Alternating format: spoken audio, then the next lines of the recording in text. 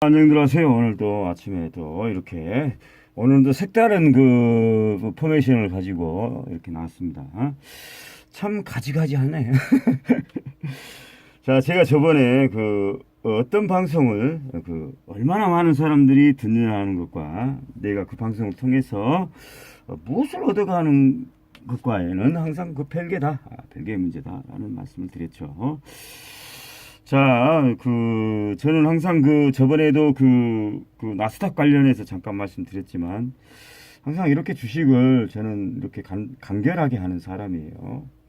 왜냐하면, 주식이 그래요. 이거를 복잡하게 모든 자료를, 모든 것을 다 보고 들이대면, 그럴수록 답이 안 나와요. 그럴수록 깊이 파고들면 파고들수록 어려운 무대고, 또 쉽게 생각하면 또 그렇게 생각할수록 주식은 또 쉬운 무대입니다. 저는 후자입니다. 그래서 매우 쉽게 생각하고 간결하게 생각하는 사람이죠.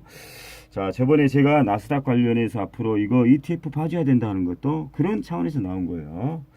자, 제가 볼 때는 반드시 나스닥이 꺼질 때가 있어요. 저는 그거를 3% 정도로 보고 있고요. 그 시점을 어떻게 보냐면 상당히 트럼프의 그 재선과 관련해서 그 1년 전 정도가 되지 않을까. 자, 이렇게 보고, 이렇게 간결하게 보는 사람입니다. 저는 그때 과감하게 배팅을 할 겁니다. 과거 제가 2008년도 2007년도, 2008년도인가 그때가, 어쨌든 하여간 전업 들어올 때 제가 당시 기아차, 그때는 기아차가 최고였어요. 기아차가 계속 우수수 떨어졌거든요.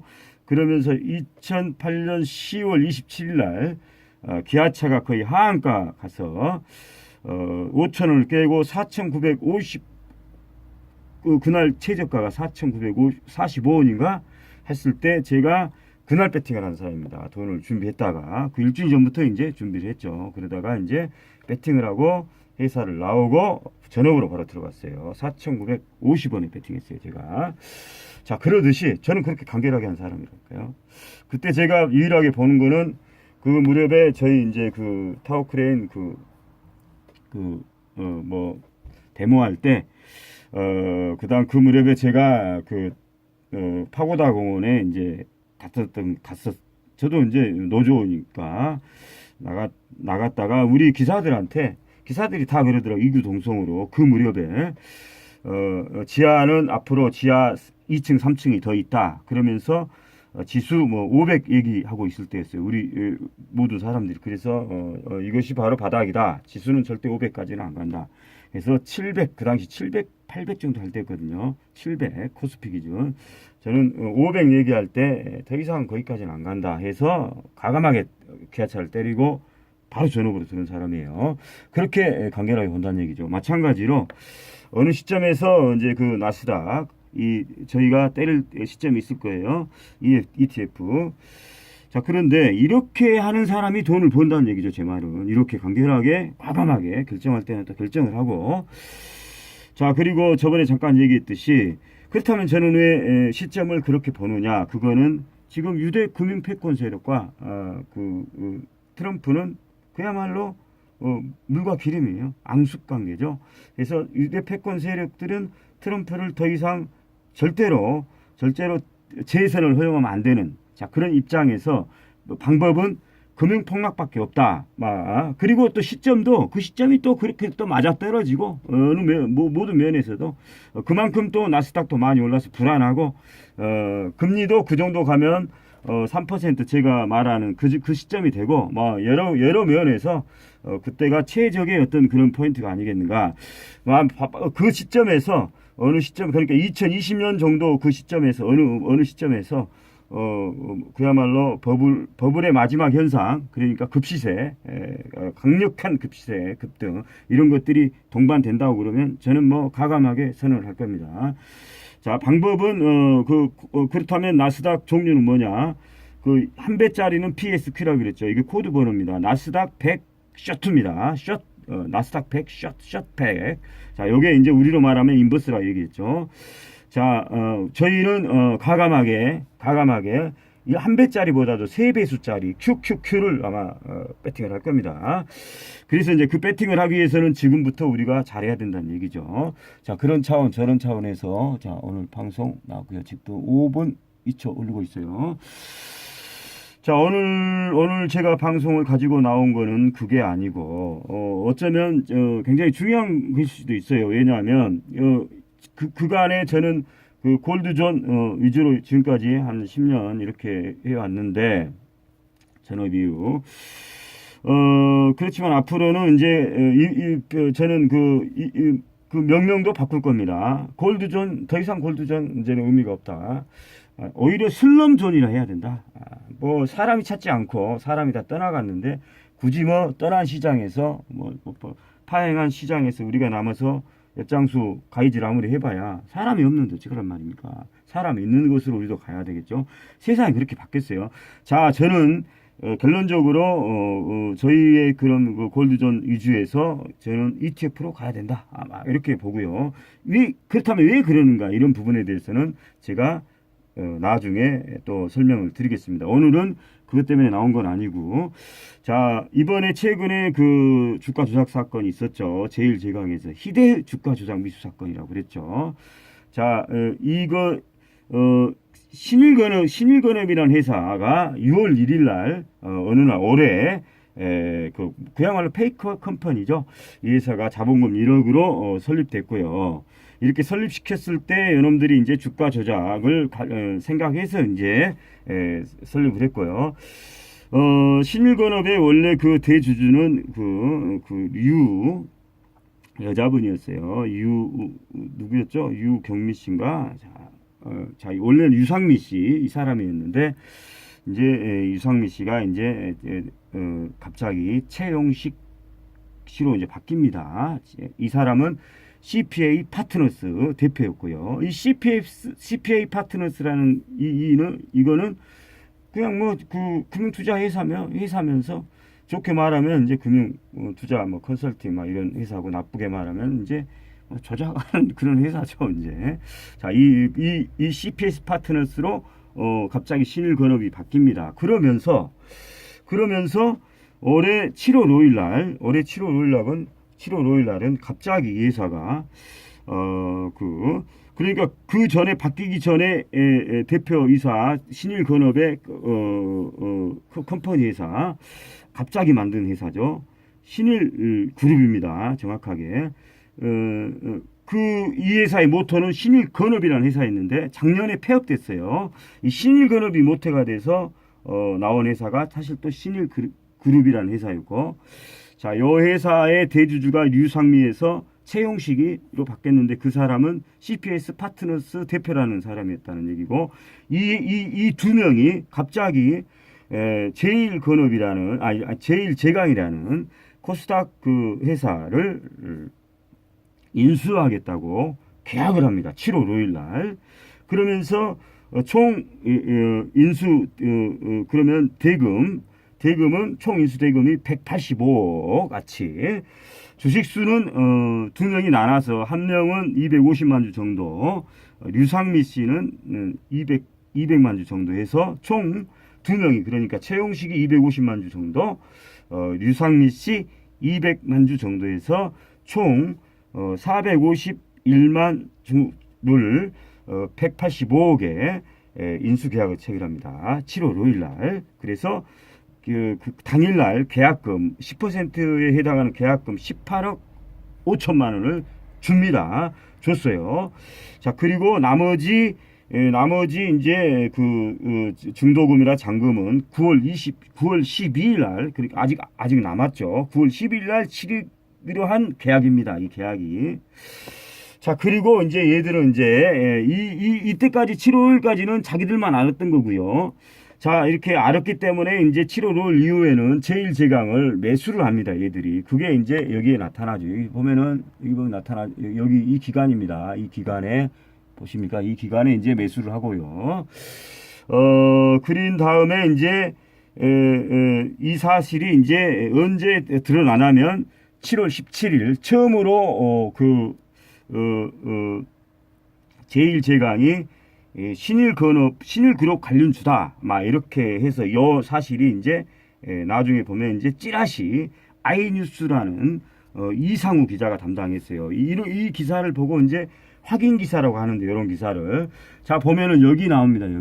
여기 보면은 7월 15일 장 마감하기 바로 얼마 전에 15시 5분에 이 종목은 이미 상한가를 들어갔어요. 공방을 하다가.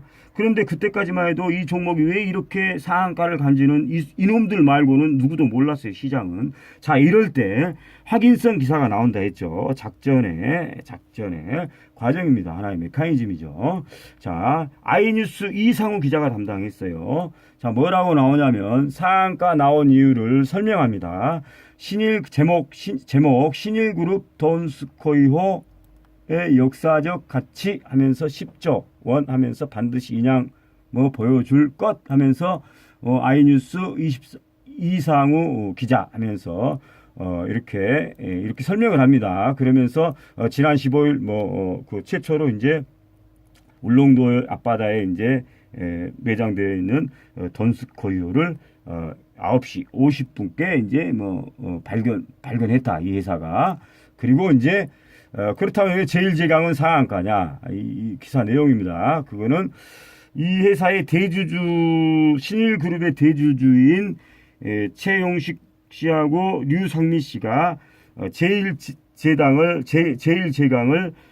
각각 250만 주, 200만 주에 걸쳐서 투자를 했기 때문에 관련이 있다.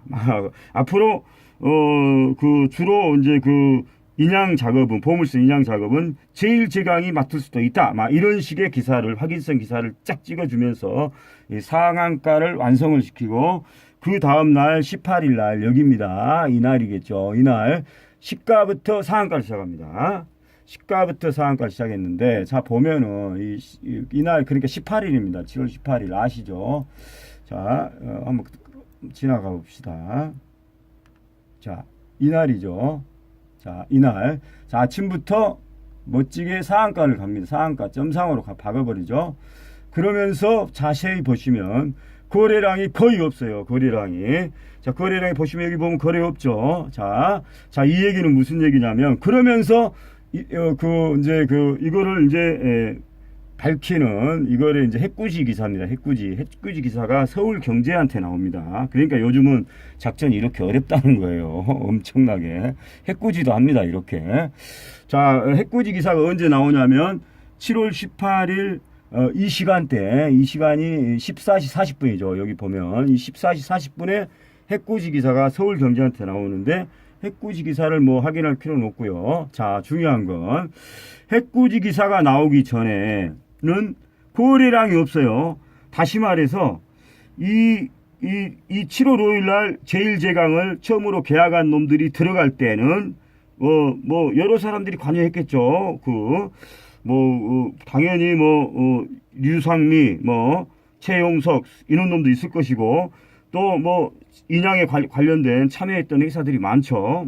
무슨 진 누구라든가 이런 놈들 나중에 보면 자 이제 이런 놈들이 매수했는데 이 문제는 이런 놈들이 상한가 점상할 때 팔진 않았다는 얘기예요. 그냥 가지고 있었겠죠. 왜 이게 제가 이렇게 자신 있게 말씀드리자면 보세요. 이거를 자 일단은 거래량 자체에서 3분봉 거래량 자체에서 거래량이 없어요. 이거 파는 적이 아니에요. 이거는. 그러면서 갑자기 이제 해꾸시성 뉴스가 나와가지고 팔았는데 이때는 이놈들이 판 게 아니라 최용석이라든가 유상민 씨가 판 게 아니고 이놈들은 가지고 있었어요. 그냥 이제 개미들이 이제 그날 행여나 상한가 무너질까해서 20%라든가 10%라든가 여기다 걸어놓고 이제 출근한 놈들이 이제 다 체결돼서 나중에 보니까 자기가 체결됐거든. 근데 상한가 무너졌거든요. 그럼 상한가 갈 것 같은. 그래서 막 던지고 또 고점에 상한가에 추격한 놈들이 던지고 해서 이렇게 거래량이 이렇게 나오는 것이고요. 이거는 처음에 관여했던 세력이 던진 건 아닙니다. 자, 왜 제가 이렇게 자신있게 말씀드리냐면 일단 이 거래량이 여기에 이렇게 보이고 있고요. 두 번째는 정황을 보면 알 수 있어요. 정황을. 왜 그러냐. 이놈들도 18일 날 이렇게 상한가가 무너질지 몰랐다는 얘기죠. 제 말은. 그리고 이놈들도 왜 그러냐면 451만 주를 이제 그 185억에 인수한다는 조건이거든요. 그러면 주당 4,100원입니다. 제1제강을 주당 4,100원에 인수하려고 했어요. 계약을. 계약금 18억 주고. 그러기 때문에 5,400원 정도에서 팔 이유가 없죠. 왜냐하면 비싸게 산 거예요, 이거. 그래서 여러분들은 이제 제가 왜 순진하다 표현하냐면 과거 쌍팔년도 식으로 뭐 그렇게 편하게 생각한 거죠. 지금 시장을. 지금 시장이 이렇게 작전하기가 어렵고 실패할 수밖에 없다라는 것을 얘들이 순진한 놈들이 몰랐다는 거죠. 제 말은. 그러니까 막연하게 이제 뭐 되겠지 해서 뭐 150조 뭐 돈스코이 뭐 재탕 뭐 재료지만 그래도 뭐 워낙 큰 재료이기 때문에 150조라는 당시. 그리고 걔들이 또 그 전에 또 발표도 했어요. 나중에 가면 어제 기자회견을 했는데 그 150조라는 부분은 자기들이 제일 처음에 만든 것이 아니고 이미 인터넷이라든가 이런 데서 150조라는 부분의 얘기가 돌았기 때문에 자기들은 인용했다. 어쨌든 자기는 처음에 만든 150조는 아니다. 금괴 뭐 5,500 상사 이 부분에 대해서 처음부터 만든 것은 아니다. 그 얘기는 이미 돌았다. 인터넷에서. 우리는 그걸 인용했을 뿐이다. 이렇게 얘기하는데 뭐 닭일 먼저냐 달걀이 먼저냐 얘기일 수 있고 자기들이 인터넷에 그렇게 올린 다음에 그리고 나중에 이제 그 인터넷을 먼저 올린 다음에 뭐 게시판이라도 이런데 그래놓고 나중에 이제 자기들이 또 그렇게 기사를 쓰면은 인용한 것이 되잖아. 그렇잖아요. 뭐 그거는 자 어쨌든 그런 것 같고요. 자 문제는 여러분들이 계획을 어떻게 했느냐. 그렇다고 그러면 그 이미 18억 5천만 원은 10% 총 금액 인수 대금에 는 7월 5일 날 당일날 결제했다고 그러죠. 자, 이거는 틀렸어요. 이거는 계약 못 할 겁니다. 이미 어차피 주당 4,100원에 인수하려고 했는데 지금 이미 들통나가지고 주가가 1,730원인데 이거를 여러분 같으면 인수하겠어요? 잔금 중도금 치르겠냐고. 아니지. 이거는 계약금 18억 5천을 포기하는 거겠지. 포기하겠죠. 포기할 겁니다, 이거. 그래서 얘들이 엄청 피해를 봤다는 거예요, 제 말은. 이 주체자가 어설피 하려다가.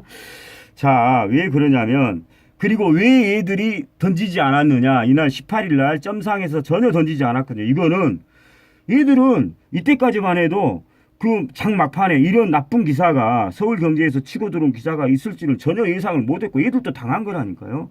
자 그리고 얘들은 이미 계약금을 지불했기 때문에 나머지 16억 정도를 160억 정도를 9월 12일 날 중도금 날 납부하려고 했었어요. 그리고 얘들은 그날 점상 다음에도 계속해서 이제 주가가 뭐 5천원, 만원, 2만원 이렇게 이제 갈지 알았겠죠. 왜냐하면 이 재료가 너무 크다고 생각했기 때문에 나중에 이제 까발려지면서 여러 문제가 이제 부각되면서 처음에 이제 나중에 가면은 이제 이게 원래 처음에 이 돈스코이오를 발굴했던 회사가 이 신일그룹이 아니라 그 전에 한국해양기술원에 15년 전에 있었던 얘기고, 다음에 또 동아건설이라고 그 한국해양기술원과 연합해서, 이거를 이제 발굴을 이제 최초로 동아건설이 또 발굴했는데, 이미 그 돈스코이오를,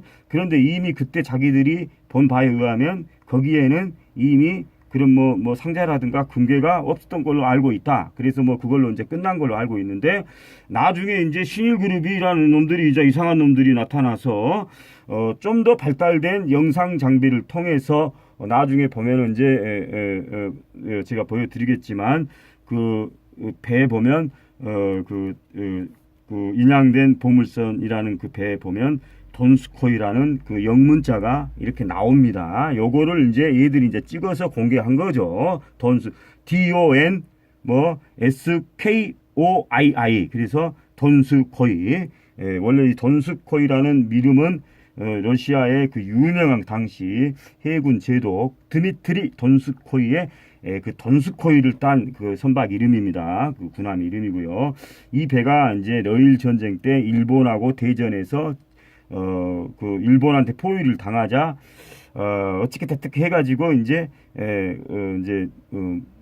설에 의하면 거기에 있는 금괴를 일본 놈들한테 뺏기기 아까워서 그냥 뭐 자초시켜버렸 스스로 그냥 자초 포기해버렸다, 침몰시켜버렸다, 이런 어떤 그런 그 소설 같은 설이 있어서 요게 이제 근거가 되어서 결국은 요게 이제 150조 뭐 5,500 상자 이렇게까지 부풀려지고, 결국은 요거를 이제 요게 이제 해먹을 것도 요즘 없잖아요. 그래서 이제 어설픈 최용석이라는 놈하고 유상미 씨랑 요 두 놈이 이제 뭔가 이제 요거를 우리 한번 해먹자 해가지고 이제 여기서 이제 주가 조작을 하려다가 제대로 이제 뭣도 모르고 지금 상황이 그런 상황이 절대로 아니거든요, 사실은. 그래서 요즘은 선수들은 다 떠났어요, 지금 작전 세력 선수들이. 그래서 이제 어설픈 애들만 남아가지고 어설픈 짓을 하려다가 이렇게 걸려든 사건입니다.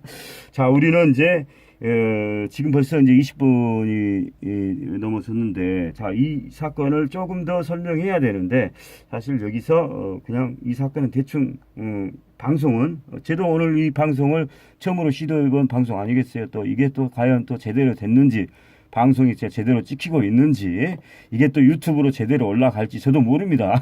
해봐야 돼요. 자, 그래서 괜히 또 안 되는 거 괜히 오래 해가지고 또 저만 또 진짜 쓸데없는 시간 아침부터 이렇게 하면 또 그러잖아. 그래서 여기서 끝내기로 하고, 나머지 부분에 대해서는 글로써 제가 또 따로 또 방송을 하든지 하겠습니다. 자, 중요한 것만 얘기하고요. 어쨌든 지금은 이렇게 이 사건은 저는 이렇게 봐요. 왜 제가 굳이 이 사건을 방송을 하게 됐냐면, 이 사건은 그야말로 이 조작 사건은 그야말로 희대의 사건이면서도 마지막을 고하는, 이제는 더 이상 이 사건을 끝으로 해서 그러니까 어떤 세상을 보더라도 꼭 이런 사건이 있잖아. 그러면서 뭔가 끝나잖아.